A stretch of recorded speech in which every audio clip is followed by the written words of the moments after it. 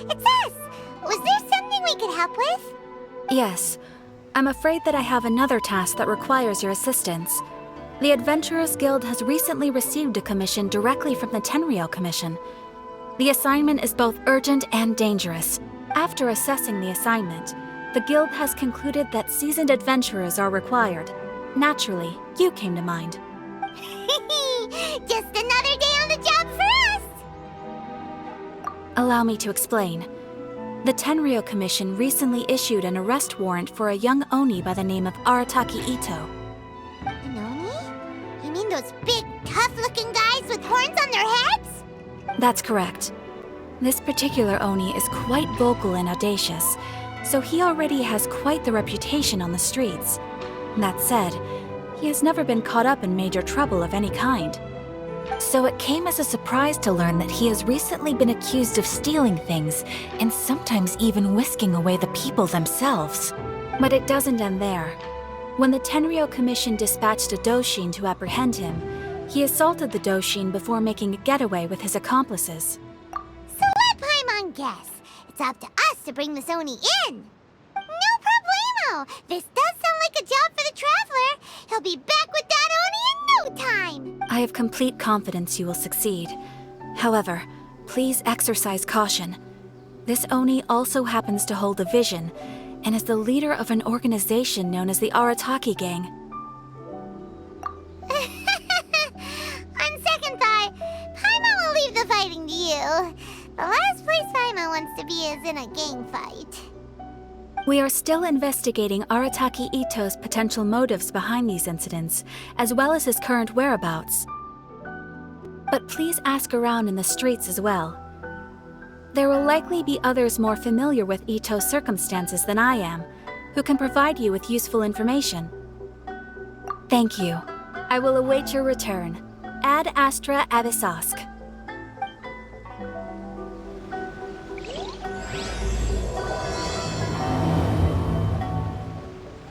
Well, let's start asking around on the streets. Hopefully we'll learn a little more about this Arataki Ito guy and figure out where he might have run off to. Arataki Ito? Yeah, I've heard of the guy. Word is he did something monumentally stupid, then ran off before they could catch him. And to be completely honest, I was a little surprised when I first heard it. Okay, well, I mean, not that surprised.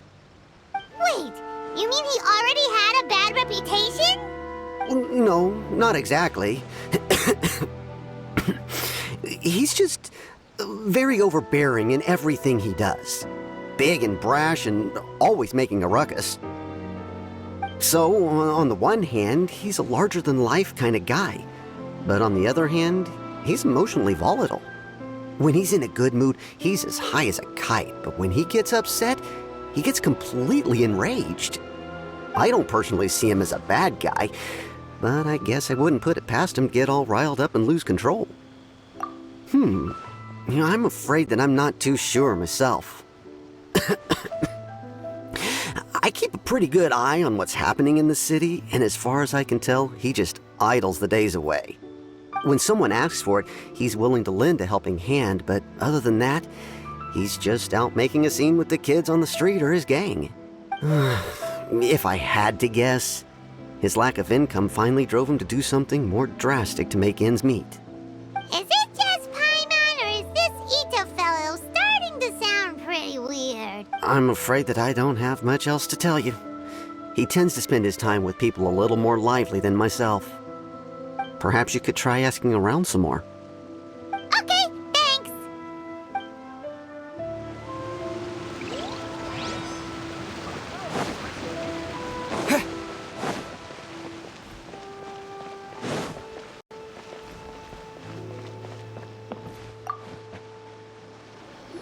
Arataki Ito? Oh yeah. I heard about that whole thing. I'm sure it must have been a mix-up on the Tenryou Commission's end. He could never do anything so dastardly. Huh? How can you be so sure? Is he really as trustworthy as all that? No, perhaps you misunderstand me. When I said he could never do anything dastardly, I meant he literally doesn't have what it takes. Maybe a story will explain it better. So, he used to spend a lot of time playing rock, paper, scissors and hide and seek with the kids on the streets. Kids, being kids, aren't exactly the most difficult to outsmart. I'm sure you can see what I'm getting at here. He used to lose all the time, sometimes catastrophically. On purpose, though, right? No, not at all. The one time I saw him win, he started jumping around and yelling, "I won! I finally won! I'm unbeatable!" And so on. Then he took the kid's candy as his prize and ate it right there in front of him. Ugh, that's just plain wrong. He did take it way too far that time. The poor kid started crying, so I stepped in and gave Ito a scolding. He was pretty quick to admit that he was fully in the wrong, and it wasn't long before the kid had stopped crying and was laughing and playing again as if nothing had ever happened. In fact, the children quite like playing with him because he's always serious about the stakes and never throws a game on purpose. So, I suppose what I'm trying to say is a guy who can't even beat kids at a children's game really gonna be capable of these kinds of diabolical deeds? Huh. He doesn't sound like a bad guy at all. In fact, he kind of sounds like a man of integrity. Yes, my thoughts exactly. Still, the Tenryo Commission's evidence against him is supposed to be irrefutable. So, I'm not trying to condone his actions or anything.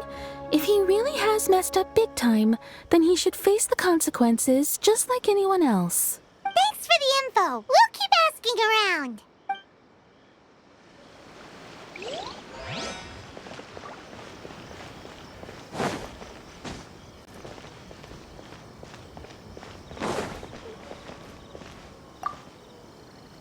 Arataki Ito. Of course I know him. We've been trying to apprehend him recently. We know he's already left Inazuma City, but with no clues to follow, we have no choice but to commission others for help, including the Adventurers Guild. Catherine says that Arataki Ito hasn't done anything seriously bad before, so it seems pretty strange. Paimon's curious. Is there any evidence of all this stuff he's accused of? Yes, of course. Otherwise, we'd never have put so many people on the case. For starters, most thieves will try to devise a way to conceal their identity, but for an Oni, the horns are a dead giveaway. I mean, the whole city could have recognized it was him. At first, he was just one of our suspects, but when we went to investigate, he personally confessed to everything and started trying to provoke the officers. What's most frustrating is that he then managed to escape along with his entire gang. He must have been planning the whole thing right from the start. Of course he did. Whether material or psychological, there is plenty of evidence either way. He's never had a Mora to his name his entire life, and he's never kept down a real job. Word is that he also takes care of someone in his gang, and that the burden of it takes quite the toll on him. After scrounging for a living all these years, maybe he thought that being the bad guy would be an easier ride.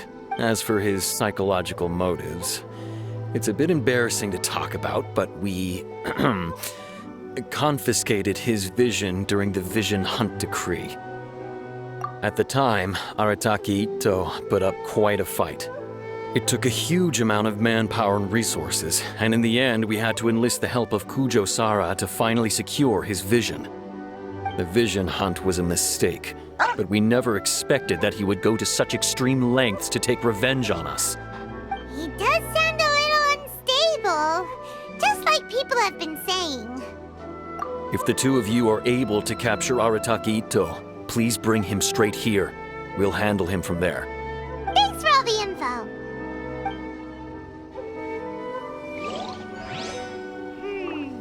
Too bad we...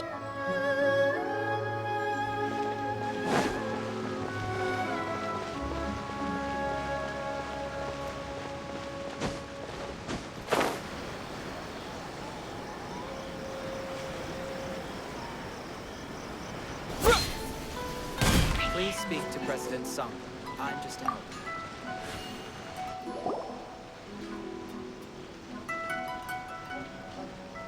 Hello! We'd like to ask some questions about Arataki Ito. Oh, him again. Sure. I have answers. We've already done some investigating for the Tenryo Commission. But first, do you have enough Moro to cover the fee? I've heard all about your travels. After everything you've been through, I'm sure you understand the way these sorts of things work. How much more are we talking about here? A one-off payment of 397,000 Mora, up front.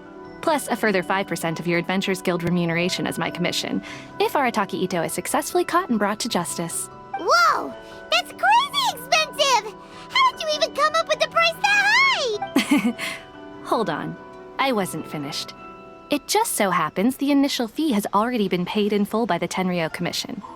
All you'll need to pay is the small commission fee. And, as for that amount, I'll settle things with the Adventures Guild once we have Ito. So, from the way I see it, you guys are getting a pretty nice deal. Now then, to give you the full picture in this case, we must first recount a well-known Inazuman fairy tale. A long, long time ago, in a village lost to time, there lived a crimson Oni and a blue Oni. They were the best of friends. The crimson Oni looked fierce, but was gentle like the humans. The blue Oni looked human, but was reclusive, like an Oni. The crimson Oni wished to befriend the humans, but they were scared and threw beans at him whenever he came near.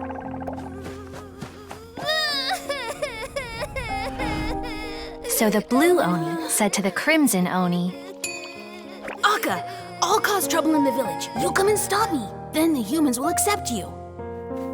As planned, the crimson Oni chased the blue Oni away. The crimson Oni's deeds spread throughout the land, and people finally accepted him.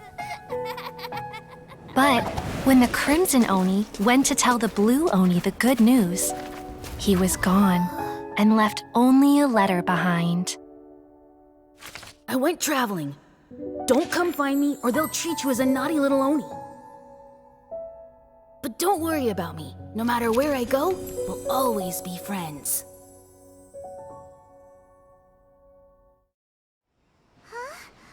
That's it? What about the little blue Oni? Whatever happened to him? I suppose the blue Oni simply disappeared, never to be seen again. Only the crimson Oni remain now. But the blue Oni was just an innocent little kid. Of course it does. Otherwise, I wouldn't go through all the trouble of telling it. One interpretation is that the story is actually broadly based on historical events and that Arataki Ito is, in fact, a descendant of the Crimson Oni. What I'm trying to tell you is that the Oni have sacrificed a lot in the past in order to finally integrate themselves into human society. But there are still some volatile personality traits in the Oni bloodline. Every generation of Oni inherits these traits. So while Arataki Ito has never been known to commit a wrongful act in the past, can we ever completely rule out the possibility of him one day allowing this side of him to take over? But how could he do that? After the blue Oni's sacrifice? That would be such a betrayal. That's a very old story. Nobody knows how long it's been since the blue Oni disappeared. We can only assume that they have long since died out, in which case, it would be quite a stretch to say it still counts as a betrayal at this point. Besides, the suspect has already confessed. What is there left to discuss? According to my investigation, he was headed southwest. I would bet he's already made it to Yashiori Island by now. The Tenryo Commission is unable to enter territory controlled by Sangonomiya troops. No doubt that's the reason Arataki Ito chose to flee in that direction. Don't mention it. I'm just doing my duty.